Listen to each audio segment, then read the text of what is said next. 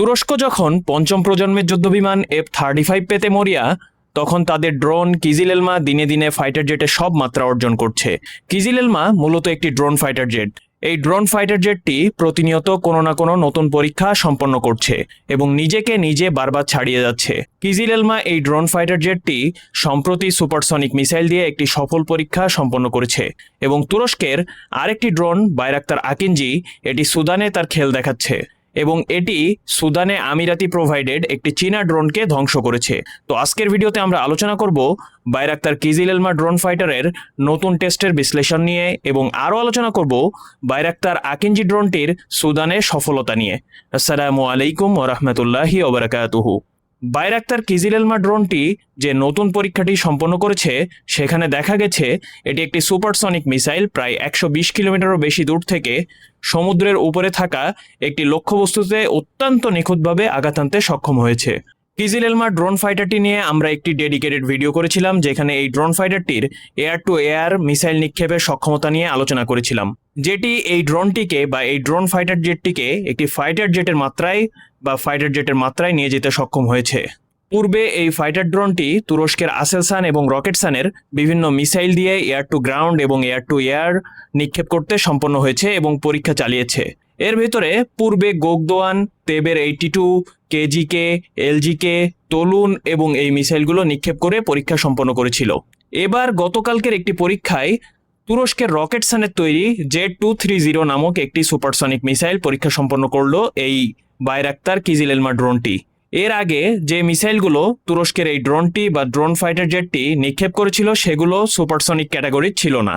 এই মিসাইলটি একটি air two surface missile.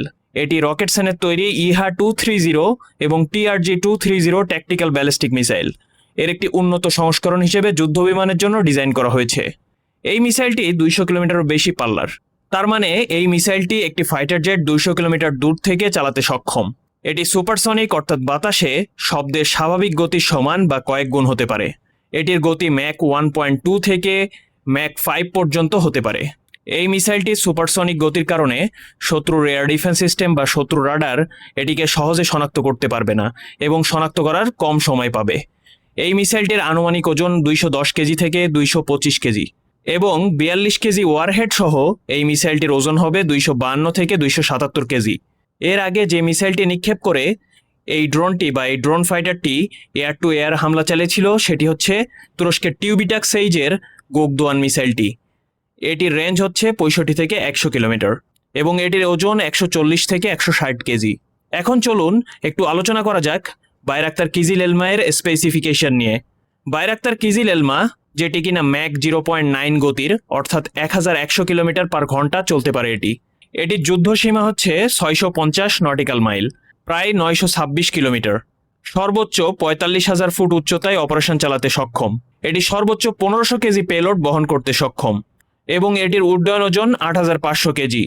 আমেরিকার লকহেড SR-72 এটির গতি হচ্ছে 1350 মাইল পার ঘন্টা এবং ইসরায়েলের হারমিস কোয়ার্টার হর্স 2.1, যেটি কিনা বিশ্বের সবচেয়ে দ্রুত গতির মনুষ্যহীন জেট বা মনুষ্যহীন ড্রোন হিসেবে পরিচিত, এটির ম্যাক গতি হচ্ছে 1.21।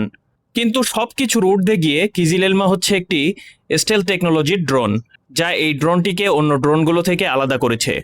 আমরা আমাদের ইউটিউব চ্যানেল এবং ফেসবুক পেজে এর আগে বাইরাক্তার কিজিল-এলমা এর পুরো স্পেসিফিকেশন ব্যাখ্যা করে একটি ভিডিও করেছিলাম, সেটি আপনারা দেখে আসতে পারেন বাইরাক্তার কিজিল-এলমা এর পুরা বিস্তারিত জানতে। এখন চলুন আলোচনা করা যাক বাইরাক্তার আকিঞ্জি ড্রোনের সুদানে কার্যকারিতা নিয়ে।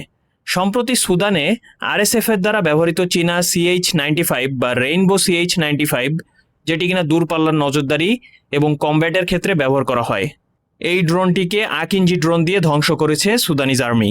চীনা এই CH-95 ড্রোনটির টেক অফ ওজন হচ্ছে 650 কেজি এবং সর্বোচ্চ 170 কেজি পেলোড বহন করতে সক্ষম এবং সর্বোচ্চ 7000 মিটার উচ্চতায় অপারেশন চালাতে সক্ষম এবং এটি 6 থেকে 12 ঘন্টা আকাশে থাকতে পারে। এই ড্রোনটি আরব আমিরাত চায়না থেকে কিনেছে এবং গোপনে এই ড্রোন তারা সরবরাহ করছে RSF এর কাছে। স্যাটেলাইট ইমেজের দ্বারা দেখা গেছে যে RSF সুদানের সাউথ দারফুরের নিয়ালা বিমানবন্দরের কাছে বা নিয়ালা বিমানবন্দরে এই ড্রোনগুলো মোতায়েন করেছে। আমরা আগে একটি ভিডিওতে আলোচনা করেছিলাম বাইরাক্তার আকিঞ্জি ড্রোনের পুরো স্পেসিফিকেশন নিয়ে এবং বাইরাক্তার আকিঞ্জি কিভাবে একটি ফাইটার জেটের মাত্রায় উঠে এসেছে তা নিয়ে। এই ড্রোনটিও এয়ার টু এয়ার মিসাইল নিক্ষেপ করতে সক্ষম। তো আপনারা বুঝতেই পারলেন যে এই দুটি ড্রোন বাইরাক্তার আকিঞ্জি এবং বাইরাক্তার কিজিল এলমা, যারা কিনা ফাইটার জেটের মাত্রায় উঠে আসতে যাচ্ছে।